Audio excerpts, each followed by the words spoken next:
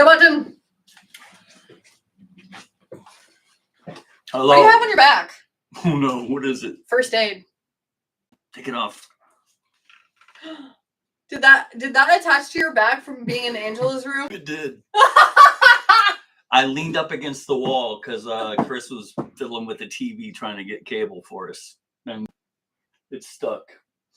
Oh my god, that is hilarious. I've been trying to figure out how to make good ideas stick to me for a long time. And all you get is first aid. You bump your head and fall down a lot. I got to back into them. Will you hand me that Got to back into him. That's water funny. bottle over there? Yeah, do you want your Dr. Pepper? Oh, yeah, please. Thank you. Your DP for GP? GP. General Principal? I like it. Oh, General Principal. That's a General Principal? That's how I make your mother think. I like your purple train. Thank you. Grandma gave that to me. She said, despite everything you're going through, you still truck along and you come in here and conduct good energy. And I was just like, that's really nice. Who gave you that? Pamela. That's awfully nice. Is that 3D print? It is. It's very sweet. Entertain the guests. All right, then. The guests. All right. It's just me and me. All right. So, happy Friday, everybody. It is rainy outside and it's supposed to rain for the next 3 days, which is fine with me because I get to play the guitar and sing as loud as I want in my house because no one's walking around outside. So, that's nice. Also, you get to play indoor pickleball, which is more fun than outdoor pickleball sometimes, unless it's windy, and then it's more fun for me because I can drive people crazy using the wind. And now that I'm a first aid, what would you call me? Guru? Yeah, I would say. Swami? Swami. Is that mental health first aid? Yeah. So you're just first aid, no mental health. Just first aid. Do you know you have to recertify for your CPR every 2 years, I think? Which doesn't make a whole lot of sense to me because they don't really change anything. It's still,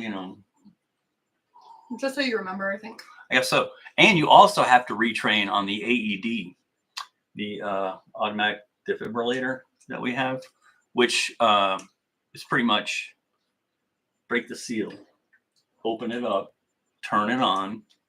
Stand back! And get out of the way. About to send some electricity through here. Amanda, how are you?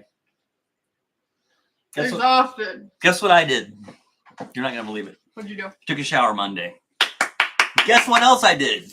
I took a shower this morning. Wow. That's 2 showers in 96 hours. That's actually incredible. You know why? Because my friend Melissa said, you smell bad. Dang, she didn't cut in corners. She didn't go back. No, not at all. And she made sure to say it another time when we weren't talking about anything. She said, ugh. Just so I get it. I can't even be around you. And to be fair, she was right. Remember when I used to sweat all the time? I do. That was like party sweat. It didn't smell bad. But maybe not to you. Oh, Lord. Was it bad? Wasn't necessarily good. What if your sweat smelled good and you That wanted would be to sweat? fun. That would be fun. So, welcome to Everything You Never Wanted to Know. And welcome to Everything You Never Wanted to Know. Like I was about to say, I don't think I sweat. Ever? Sometimes. That'd be kind of cool. Yeah. But for the most part, no. Do you exercise like to the point of, do you do You're aerobics? Supposed to. I do mainly weightlifting, and I will break a sweat weightlifting. But Yeah. I will mainly sweat when I do cardio. Cardio is huge. That's when I really sweat. Like Same. when I run and stuff. You know what? I can break a sweat in about 30 seconds by doing 20 push-ups. If I get on the ground and just bang them out, it's for whatever reason. I wonder if I would sweat with doing push-ups. Probably. It gets the muscles I would going. imagine. I would imagine I would. How are you? Tired. How are you? I'm okay. Had a big week. You did have a big week. I saw. Moved into a new house. I got the video tour and it's really nice. Yay! It's amazing you guys have done so much. It's very in just a exciting. few Yeah. days. Oh my God. And honestly, thank the Lord for Evan and for Julie and for Julie's helpers, i.e. her children, because that's all we had to move in on That's Saturday. amazing. And they really helped us out so much. And they really did. When nobody else answered the call, they did. And they were there. So that was very nice. Sorry. It's okay. Looking up my notes. Yeah, so the move was good. It was a lot, but I'm happy to be in a new place. Do you have any stories? Any moving stories? Did you find anything when you were moving out? You're like, oh, I missed that. I thought I lost that. No, Find anything when you were moving in? Like, oh, they should have cleaned that blood up better. no, nothing of merit. I tell you. But it was funny. There was this one part when we were moving where I found Evan's old yearbook, and Maya was with me, and I was like trying to look for his picture so I could like show her what he looked like in high school. And then Evan comes in, he goes, "You know we're moving, right?" And then I was like, "Oh, sorry." He was like, he's like, "Are you gonna come help us move?" And then he felt so bad for saying something. He kept apologizing to me profusely. He was like, "I feel like I was so mean. I feel like I was a dick." And I was like, "No, I would have said the same thing." You're the kind of person that you could say that to. No, exactly. Like, Yeah. if I'm sitting down not doing anything and you're busting your ass moving up 3 flights of stairs while I'm sitting here flipping through pages of a yearbook, yeah, you can say something to me. Yeah, you've been a little more harsh than that, I imagine. Oh yeah, that's for sure. Yeah. So I'm glad that's all good. Did you put your house up for sale? It is. It's on the market. You want to buy it? I don't think so. I'm not really responsible enough for that. Fair. Yeah. But I am getting paid, and that's nice. I mean, I'm not even responsible enough to put my hours in. Good. So, all right. Should we shut that? Yeah. In case we talk about people. Okay, so yesterday, you wouldn't believe them. Right. What's today? It's April 4th. Oh. Friday. I'm doing a certified youth peer support training in 2 weeks. Oh, I hope you pass. I'm facilitating it. Oh, I knew that. How many do you know? How many people? What ages? So it's 18 to 30 are the ages. Okay. And then I don't know how many people are going to be in the training. I don't know that yet. Well, good for you. That's good stuff, and you're a good person to learn from.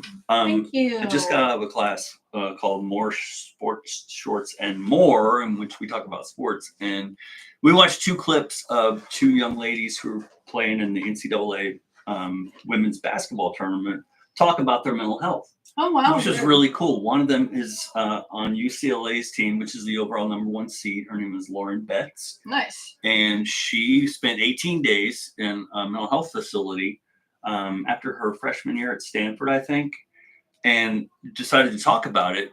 And it talked about it in the press conference after their last win. And 2 of her teammates were with her, and they both were asked, about what it meant to them to see her go through that. And they both said, among other things, "I'm proud of her."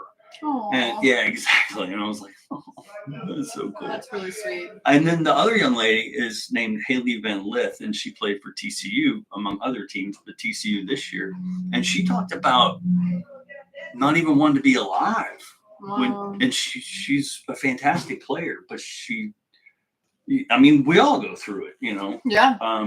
And so I thought that was really encouraging, because they're such good stories and they're talking about it and people are paying attention. And so for people that, the youth, if those messages can get out to the community at large, I think they're hugely healing. Yeah, I agree. And I like that. And That's awesome. that would, for sharing that. yeah, and that would be fun for me to be able to share some of that stuff. I love that people are talking about mental health now. Yeah. In ways that are positive. Mm-hmm. And we need it now more than ever, honestly. No kidding. Well, every day, you're right. I mean, Yeah. you say we need it more today than we did yesterday. And I think that's true. If you don't mind, let's jump into the questions, okay? Yeah, go for it. What's the question again? The question is, I like this one because it made me hurt. It hurt my feelings. When your mental health has caused you to miss out on meaningful experiences, how have you coped with the emotions around that? When your mental health has caused you to miss out on meaningful experiences, yes, how have you coped with the emotions around that? Do you have an answer to that?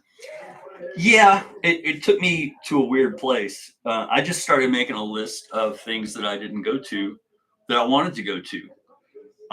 Here's some concerts that I had tickets to. REM, Simon and Garfunkel, Fourth Row, which is one of my bucket list concerts. Dave Matthews Band, 38 Special. This one's gonna hurt. Prince, I never saw Prince. I had badass tickets to see Prince, and the day of, I'm like, here you go. Gave them all these, gave away. So was there something that like caused you in that moment to give them away? Was it like you couldn't find anybody to go with? You didn't want to go by yourself? No, it was I just couldn't do it. Yeah, couldn't do it. And every concert I've gone to, I've come out alive. So chances are I would have made it, and it would have been a great experience. But I do that often. In fact, my New Year's resolution a couple of years ago was not to break plans. Yeah. Which turned into I don't make plans. Dang. Yeah. I think too, what might make you feel better, maybe it make you feel worse, but I noticed when I have ever pushed myself when I'm feeling those ways, I've pushed myself to go do the thing. It either goes one of two ways. When I'm down like bad and I know that I'm not doing well and I know that I shouldn't be in a public environment like that because my anxiety is just too bad or like my mindset's just too bad, I really pushed myself. For my friend's birthday, we were in Philly and we got these tickets to go see Sleep Token. Mm-hmm. And I get there, I'm doing good, I'm doing fine. And then this girl around me, I don't know if she had a health emergency, if she was super drunk or whatever, ends up passing out. The paramedics come and she's right here in front of me the whole, basically half the concert.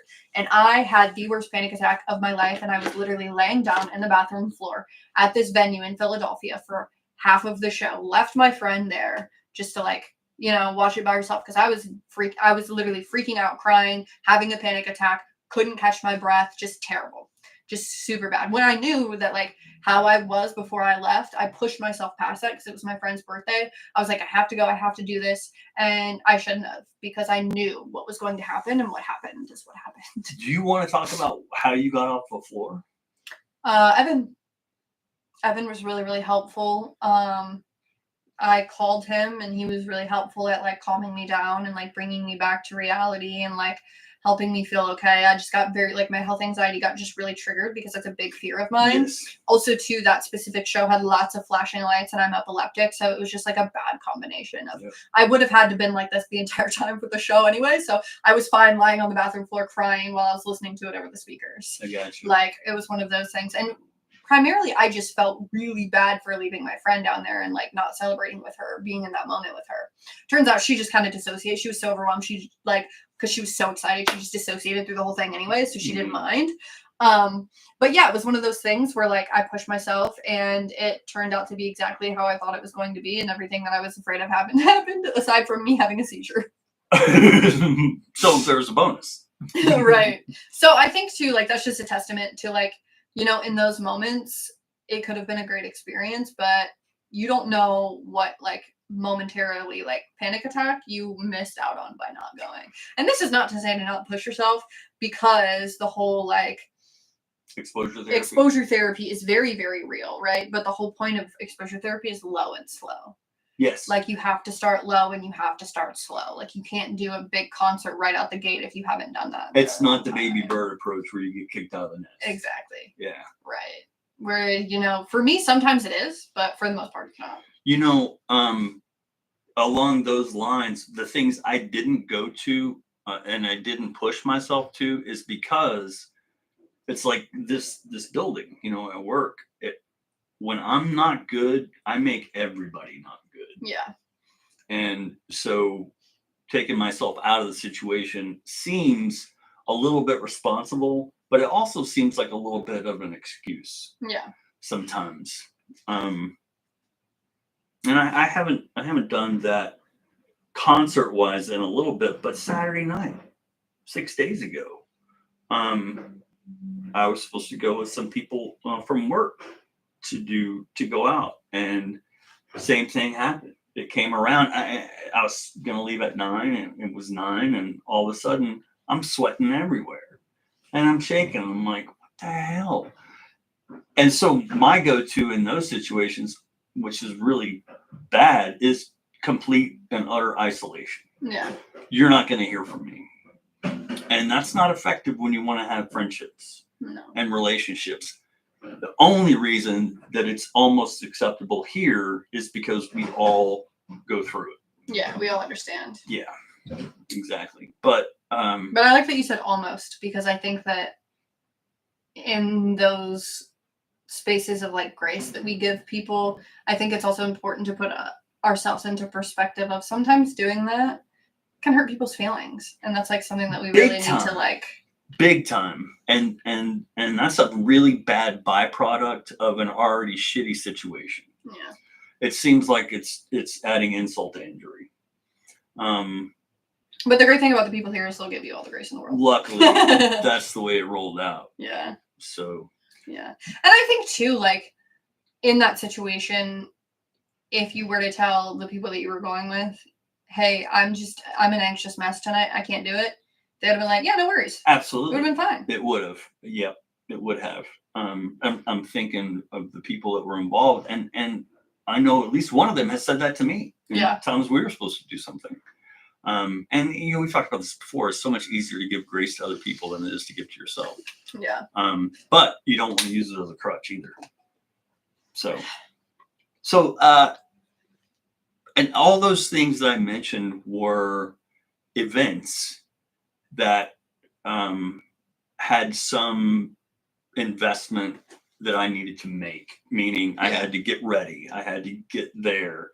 I had to have conversations. I had to be around people, and I didn't know that I could do that.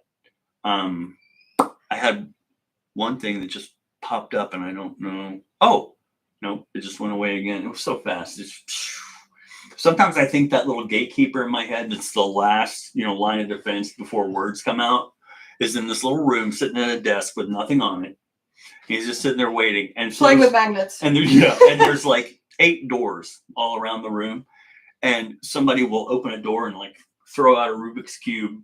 And I'll be like, oh, and then the other door will open and shit will come out of my mouth that I wasn't planning on, while that guy's like, and so if it were a real position, I would have to fire that person a lot, or they would quit.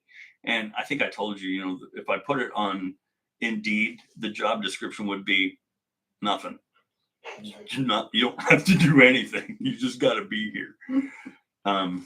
But yeah, even that's too much to ask. Constant clarity and being on the ball.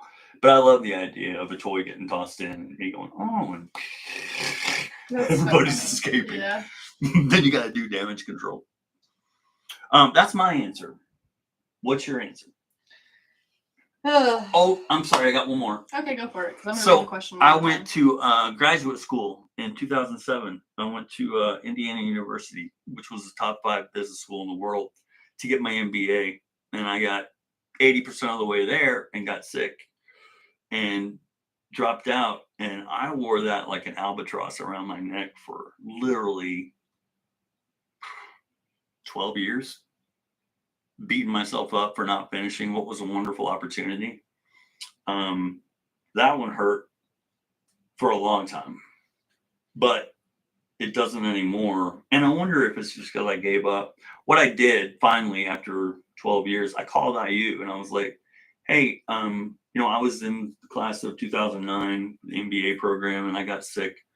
And I wonder if I can finish, under the ADA. And was told, hey, yeah, you need to talk to this person.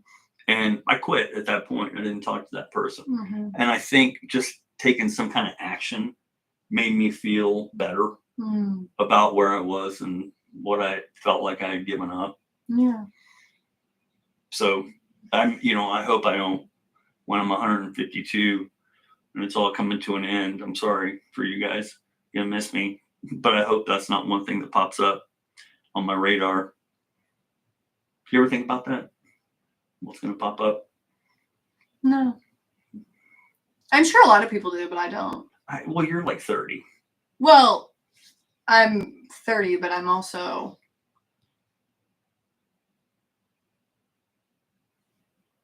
12 years past the point of where I thought that I would be. True. So I think it's just a circumstance of like, I never really thought that I would make it this far. Yeah. So every day is just kind of like an extra added bonus for me. Do you ever think about that? Yeah, a lot. Is it motivating? Is it uplifting? I think that it's a multifaceted thing in my brain of, wow, it's really cool I made it this far, and it's a pain in the fucking ass that I made it this far. You know, it's like a double-edged sword of like being an adult and being responsible for myself is really difficult because I never got the opportunity to be a child because of the parentification and all that stuff. Whoa, good word, parentification. Yeah. That's the title of the episode. And so I never really got the chance to develop myself as a person. So that's kind of what I'm using these years now. I really feel as if I am like a 10-year-old in my healing process at this point. So I'm like a decade into reconfiguring who I am as a person and what I like, what I don't like. You know, all those kinds of things. So I'm just like learning new things about myself every day. Things that I never got a chance to really learn or understand about myself. And I think that, you know, when really inconvenient things happen in my life, I try to remind myself that like I didn't ever think that I would get this far. So I'm lucky that I'm here. Wow. While at the same time I validate the, you know, inconvenience of it all. But that's kind of a glass half full thing. Yeah, some days it's harder than others, and some days I'm down in the dark well of despair. But you know, I try to make this life worth something. Because, you know, truthfully, I wasn't even supposed to be here. So there has to be some kind of reason I am. I like that. You know, I think, and even if there's not some existential universal reason, find your own reason. Exactly. Which is, you know, why I love being here so much and why I love helping people so much and doing the service work that I do. Because I think that if I was working just some random office job somewhere or doing some marketing thing somewhere, like, that didn't really matter, I just feel like I would be a shell of a person. I get that. And that's one reason I love being here at work in the building, because it's just a fact. If I'm okay and I'm here, it's a better building to be in. And I like that. Ben, you can call me out on that if you don't think that's right. But I think because of the journeys that we've had, we have so much that we give that we don't even know we give. Yeah. You know, just by showing up, being consistent, which is a real struggle of mine, but I've been much better about it of late. And I told my creative writing class on Tuesday, and I tell them this every week, I'm here because you guys are here. It's the only reason I'm in this building right now is because I wanted to see you guys. And it's the same thing on Monday and Wednesday and Friday. Jonathan, who gives us our questions every week, and I were talking in class today, and I said, do you mind if I share something that's personal between you and I? And he said, no. And I said, my Friday starts at 11 o'clock when I get a text from Jonathan. And I know he's coming in to do class. And so I get up and I goof around and I wait for that. And as soon as I get it, I text him back like, yay, I'm looking forward to it. And that gets me into the next phase of getting ready, which is get ready for work and then get here. And then this, what we're doing now, is the other part of that framework on Fridays. And he's been really good about pointing out things to me. Like when I'm not here on Monday, my whole week can go off the track because I live in a very loose framework, but it has very tight touch points. That makes sense. Yeah. I have a lot of leeway, but there are certain points I have to hit. How I get there is up to me. But having that accountability is huge. I don't know how I got into that. So but no, I think that's a really important thing to share. I think that people could definitely take away a lot of really important things from that. And on Tuesday, in creative writing, I love hearing what people read, what they write. We write for 20 minutes, and then if you want to share, you can. And it's really not a creative writing class. It's a journaling class, is what I found out. People are writing about what's going on with them. I have yet to hear someone just write something creative. But that's therapy. Well, I would say that the writing process in general is creative. You're right about that. Absolutely. 100%. But you know what I mean? It's more of I get what you're saying. Processing where I am or what I'm going through. Yeah. Which is cool. Which is great, yeah. Yeah. And to be able to share that and have, 12 or 13 or 14 other people validate it, it's wonderful. So, but I've told you this before, before I leave the house, I always say, help me meet people where they are and help people meet me where I am, which is a lot harder sometimes. But I think we do a really good job of that here. Yeah, me too. And I like that. Me too. And it'd be interesting to have that question and have people that are members here answer that question, because I know it would bring me to tears, but I'd be like, I totally get it. Yeah. Why am I not weeping for my own? I guess I have, I guess I've processed that. I don't carry those things around anymore, except the Prince one. That's a hard one. I wish I saw Prince. Oh, would have loved seeing Prince at Bogarts. Can you imagine that? That would be incredible. Yeah. Wow. Do you ever look on setlist.fm? Mm-hmm. I love that website. You can go back decades. And I did a deep dive on his stuff and the covers that he did. And he covered some amazingly cool songs. And you'd think that if I was going to bring it up, I'd be able to give an example. I can't. But you never knew what the guy was going to do. And if you grew up and you lived in the 80s or the 90s, every song you heard had some of Prince in it. Yeah. Pretty much. So one thing that has helped me a lot is having accountability to another person. A lot of times it's Melissa, hey, we're gonna. Yeah, we are. Right. And I think too, like forced obligation. That's a big one. Forced obligation, like going to a wedding because you have to. Yeah, like weddings, birthdays, things like that. Like those are kind of what help. They're like annoying in the moment sometimes. Like not saying anybody's birthday's annoying, but like they're annoying in the moment because I'm like, oh, this forced obligation thing. Like I'm not in the right mental headspace. Like I don't feel like going, but like I feel like the output of me not going would be worse than me actually going, because I would feel so bad not going that I end up going. And then for the most part, I end up having a really great time. That's a good thing. And that's something that you could probably think back on if you're not in the right mood. Yeah. Like, hey, this was okay last time. I like that. I mean, I can answer the question. Okay. So when your mental health has caused you to miss out on meaningful experiences, how have you coped with the emotions around that?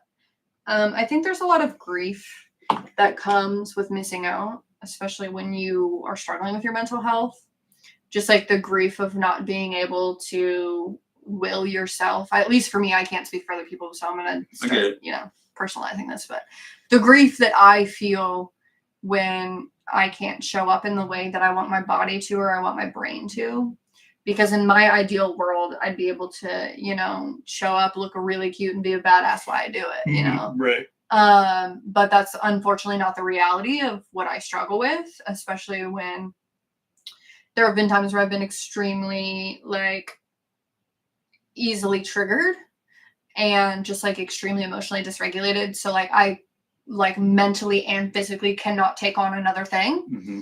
And then these situations come up. I didn't walk for graduation for college. Really? I didn't do it because one, I didn't want to spend $300 on the cap and gown off president. And two, I just I remember when I walked for high school and how anxiety inducing that was. And how the whole time I was having a panic attack, I was shitting myself. I was counting my breaths. I was, just full blown, just anxiety attack about it, because I was I have to count my steps, get up, and I have to grab the thing, and I was just being so hyper analytical about it, like I do, and it was just such an exhausting experience for me. It wasn't rewarding at all. Mm-hmm. It was just something. It was another thing I had to do. Mm-hmm. Much like graduating college for me didn't feel exciting. It felt like another thing I had to do. Okay. And so I wanted to honor myself in that moment and celebrate myself in the way that I wanted to, because it was an accomplishment I made for myself. Yes, my parents forced me to go to college. Thankfully that they did. I'm glad that they did that. And it was an accomplishment that I felt really proud of. And by doing that, I forced myself to do what I wanted to do, not what everybody else thought. I like that a lot, because that probably meant more. Yeah. And two, it's I didn't want to do the whole thing of who's going to show up? Who do I need to give tickets to make sure that they show up? If I look out in the crowd and nobody's there, it's going to be really upsetting. So I just wanted to get rid of all of that and just do my own thing.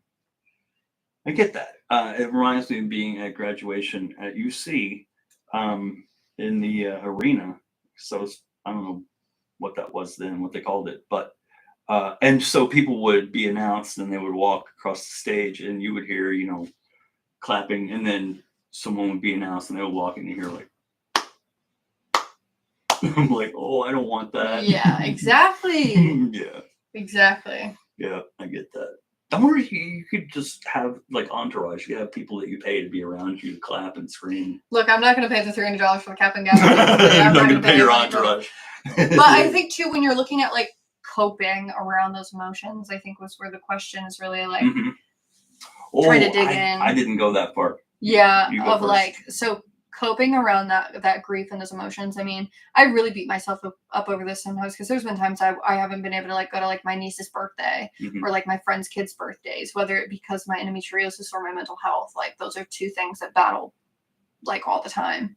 And I really will beat myself up. Like you should have gone, like you should have done this, And then a lot of my coping comes with like saying like, no, you needed that rest. Yes. Of like being very, very honest with myself and pulling back the layers of saying like doing an energy check-in in a moment of saying like, think about how emotionally unwound you are right now. Like, and think about how easily hypersensitive you are to sound and light and all of that stuff. Putting where you're at now in that environment would be no good for anybody involved. Yeah. At all. It would be a bad situation. Yep. I'm a hand grenade. Yeah, exactly. And it's just like, it wouldn't have been good for you. You would have been sitting in the corner somewhere, not involved, not present. And what good is you showing up for your niece's birthday if you're not going to be present while you're doing it? Yeah, I get that. I think that's a really salient point. But if it's something like a once in a lifetime kind of thing, where like my friend had her baby shower, and I was so tired because I have like since I moved in to the new apartment, I have barely slept. Last night was the first night I slept in like a week. I was so tired that I was slap happy. I was like walking around like this, looking like I was like under the influence of something. But I went. I didn't think that I could do it, but I did. I put my shoes on, I got dressed, and I went, and it was fun, and it was a great time, and I had a really, really good time. And I'm glad that I went, and I'm glad that I didn't skip out on it. That's really cool. There are times when, it's really difficult to do the hard thing, and then doing the hard thing like sucks even more than not doing the hard thing. But there are times when you have to do the hard thing, and you end up doing the hard thing, and it actually really pays off. That's very true. It's true. I use the Brene Brown idea quite a bit, where I'll say to people, someone I'm hanging out with, I'm a Brene Brown 10%, or I'm a 50%, and I do that a lot now. Especially when I'm hanging out with somebody, I'll tell them right up front, here's where I am, and things typically go better from that point. Yeah. Because I get understanding and people meet me where I am. I think too, like that's a good point of like having that safe person with you makes a huge difference. Big time. Like it's the difference between me actually being able to go and do something and me laying in bed all night. Like it is literally the difference if you just like have that one person with you of like saying like, hey, can we go see Prince? But I'm not going to talk the whole time. We're probably not going to have a conversation. I'm just going to sit and watch. And if I freak out, we have to leave. Yeah. Like, that's just what it is. And having that, like, mutual understanding, that camaraderie of, like, knowing that, like, I can leave at any time I want has been huge for me. That's nice. Yeah. It's been really, really good for me of knowing that, like, I'm an adult. I have agency. I can leave whenever I want. There you go. Yeah. And, having a person with me that will hold it down for me if that. You know what, Amanda? I like that quite a bit. And I'm going to borrow it. And I'm going to use that next time I'm feeling like bailing out. Because if I've got someone who's willing to bail with me, chances are I'm gonna stick around and probably have a decent time. Exactly. And you really will. I like that a lot. Or, for me, sometimes that means going by myself. Sometimes that means going somewhere by myself because I am such a people pleaser at my core that I will put myself through agony just so another person has a good time. Yeah. So if I am having a freaking panic, like it was probably a lot longer than necessary that I was freaking out at that show with my friend before I even let anybody know. but it was one point where I got to my breaking point and I just started sobbing Mm-hmm. and I had to run away I've done that because many times. because I was putting like that experience before before anything else. And so like sometimes there will be situations and where there will be something that I need to do that I want to do by myself because it's better. Like I went to that baby shower by myself because I knew if I needed to leave or at any point I needed to walk outside, go back to my car, chill out, I could do that. And I wasn't reliant on anybody else. Yeah. Some of the best things I've done and the best experiences I've had, I did by myself. And, you know, one thing I forgot to mention, I probably bailed out on more first dates than I'm gone on. I probably bailed on 60% of the ones I've had set up. Wow. Yeah, to the point where I told one person that someone tried to kick in my door and the police were there checking it out because someone did try to do that, but it didn't happen that time. Oh. Wow. And I did not get to the how do you deal with it part badly. I deal badly with missing out on stuff that I've invested in or that I want to do. I let it beat me up. And I carry that around. And, you know, I think the older I get, and you're probably ahead of me on this, all those things, you know, I could say, okay, not going to see Prince, for example, took, I don't know, 4 hours and 52 minutes off my lifespan because it becomes a part of me and it's an ugly part. And I think all those things add up because they're physical. We carry them physically too. And I would like to know that I'm at a place where I can process those so that I don't carry them anymore physically. I think with shows, that's really easy for me because I'm just like, I'll just go watch it on YouTube. Mm-hmm. Like, I know it's not the same experience as like being there, but like I'm such a good visualizer that I can literally like I'll put it on full screen. I'll put some headphones on and I'll just pretend I'm there so I can relive the experience. I like that. Just to like, you know, put a good memory behind the bad memory. I like that a lot. You know? And with concerts, that's easy for me because I bail on concerts all the time. That's my number one thing that I bail on because like for me, and this was really shitty, like before, like pre-COVID, once COVID happened, I was like, dude, I'm so pissed off at myself for every single concert I bailed on, everything that I missed because we didn't know when it was coming back. Yeah. And now that it has gone back, it's almost like, one, concert etiquette fucking sucks now. Two, what? Concert etiquette sucks now. People are not polite. People don't know how to be out in public around other people. It's really weird. At least in my opinion, with a lot of the concerts that I've gone to, it's been that way. That's interesting. Yeah. And I don't remember what else I was going to say, but I think like I took it for granted for a while. And now I'm just like, you know what? If I get a chance to see that person, it'll come back to me. If not, it is what it is. I'll just watch them online or something. I like that. I think that's healthy. Yeah. And just like not attaching so much like shame to that experience. Yep. I tried to think of the person. I bought tickets for us to go see. You and me? Comedian. Yeah, there were 3 of us, I think. Maybe 4. And we didn't go. Do you know her name? Steph. Steph. Yes. Dolotov? Steph Tolov. Tolov, yeah. That's one. Mm-hmm. That's another one. Yeah. Why didn't we end up going to that? What happened? I don't know, but it was like was it like a mutual like we all didn't want to go anyways? I remember it was I think it was for Kat's birthday or something. I think it was. Yeah. The way I remember it, I don't remember the specifics, but the feeling I had was, why'd you buy them anyway? Yeah. Nobody said we were gonna go.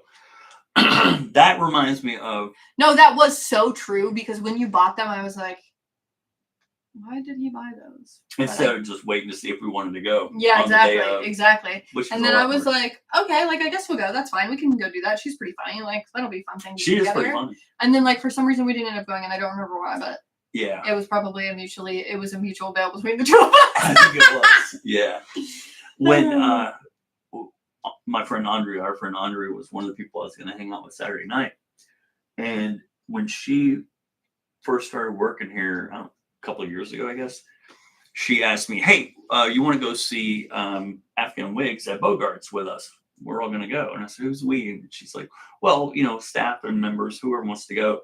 And I said, no, thank you. But don't buy tickets for other people No. because you're going to eat them. I promise. Around here, you're going to eat those. Everybody buys their own ticket. That's Yeah, how that exactly. has to go. Otherwise, you're going to be out. So I think I will say there was this one show that I wanted to go see. It was Hail the Sun, and Kanache, I think that's how you say it. I don't remember, but I really wanted to go to it so bad. But I was having such a bad panic attack before going for some reason. I don't even remember why I was like having a bad panic day. I think it was one of those days where I didn't eat very much, and so my brain was like taking over, and my stomach was just a mess. And I was like, dude, I can't leave the house because I can't get off the toilet. And so like this is just going to be a bad situation for me because like my anxiety is eating away at my stomach. And I was so upset that I couldn't go because like Hail the Sun at that time was like my favorite band, and I was so pissed. I was so, and like there are still some times like lately where like I think about that and I'm like, damn, I really should not have bailed. mm-hmm. And I hate that feeling. I have those, and then It sucks. I'm mad at the band. Yeah. Oh yeah. Really. But I just get mad at like I think of my illness as something separate from myself.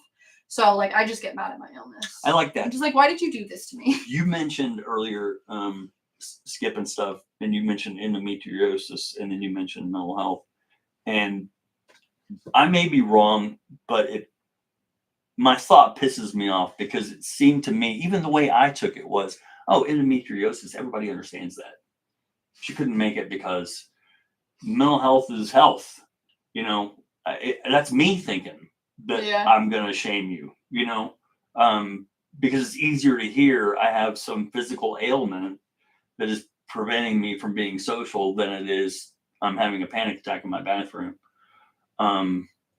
Because pain is something that is everybody understands. It's universal, right? Like everybody has empathy for pain. Yeah, and I think that's it makes sense why you felt that way. Like I definitely see why you felt that way because it's very true. I mean, that's the reason why a lot of times when we're having a mental health crisis and we call off work, like a regular job, not our job, obviously, but another job of like saying like, oh, I'm sick, I have the flu, because that's like something that everybody can really relate to and empathize with and understand, right? I mean, even with endometriosis, not a lot of people understand that, but it's still, I'm in a lot of pain will get me farther than saying I'm having a panic attack.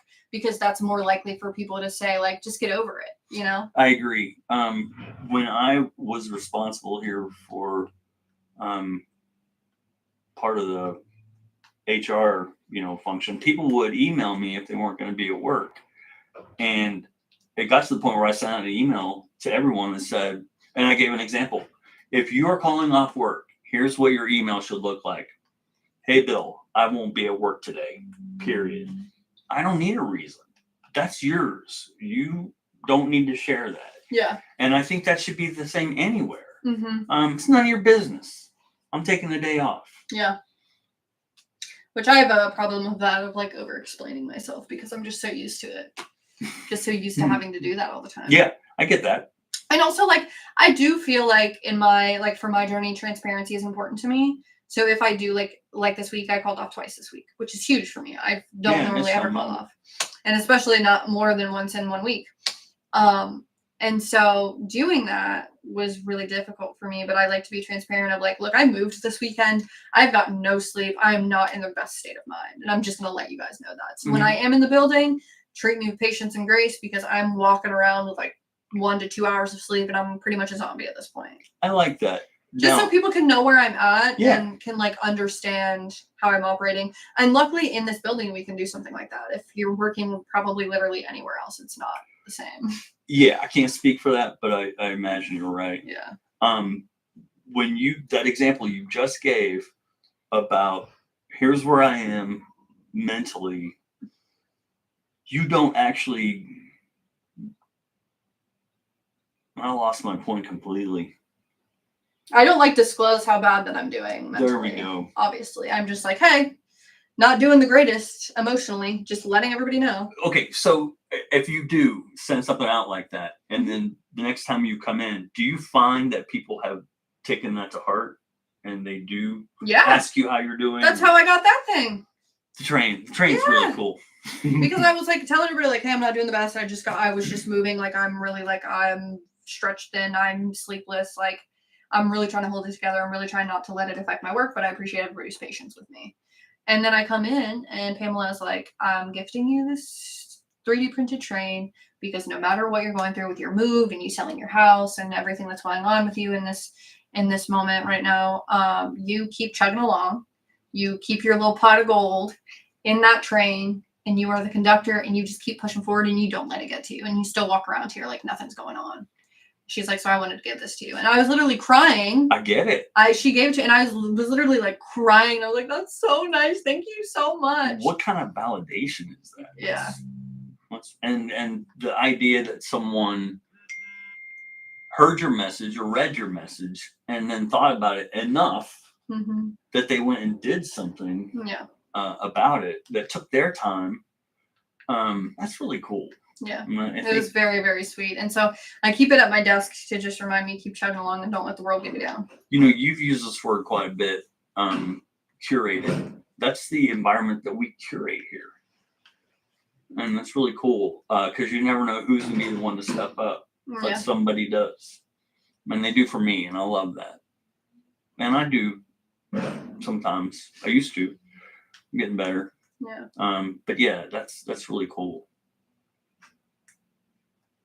Did I answer the how I deal with it? I don't. You said I don't. I'm terrible at it. And that's a perfectly acceptable answer. I wear it out. It is.